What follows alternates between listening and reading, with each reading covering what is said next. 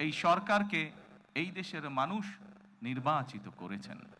স্বাভাবিকভাবে এই সরকার এই দেশের মানুষের কাছে জবাবদিহি করতে বাধ্য।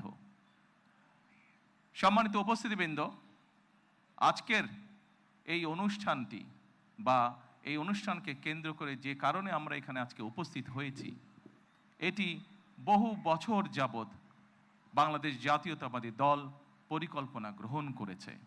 বাংলাদেশের জনসংখ্যার অর্ধেক জনসংখ্যা হচ্ছে নারী।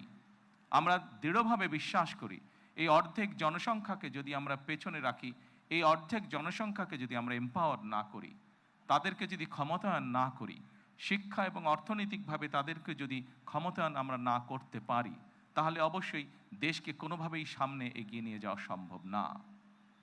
আপনাদের নিশ্চয়ই সকলের খেয়াল আছে, এর আগে বিএনপি সরকার যখন দেশ পরিচালনার দায়িত্বে ছিলেন, দেশনেত্রী বেগম খালেদা জিয়া যখন দেশ পরিচালনার দায়িত্বে ছিলেন, সেই সময় সমগ্র বাংলাদেশে তিনি নারীদের শিক্ষা ব্যবস্থা, স্কুল পর্যায় থেকে ইন্টারমিডিয়েট লেভেল পর্যন্ত শিক্ষা ব্যবস্থাকে বিনামূল্যে করার ব্যবস্থা করেছিলেন।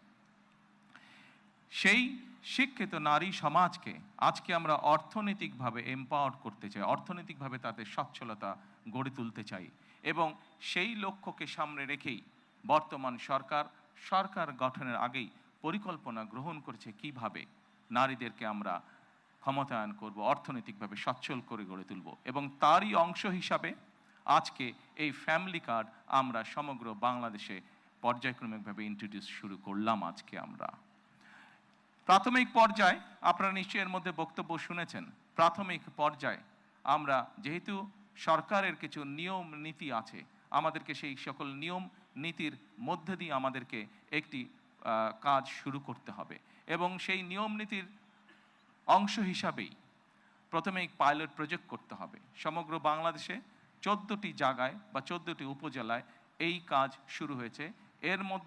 এর ভেতরে এই মুহূর্তে প্রায় 37,000 নারী অংশগ্রহণ করছেন। আমাদের এই কড়াইল এলাকা, ভাসান্ট এলাকা এবং সাততলা, এই 3টি এলাকায় প্রায় 15,000 নারীকে এই কার্ডের সুবিধার আওতায় আজকে নিয়ে আসা হয়েছে।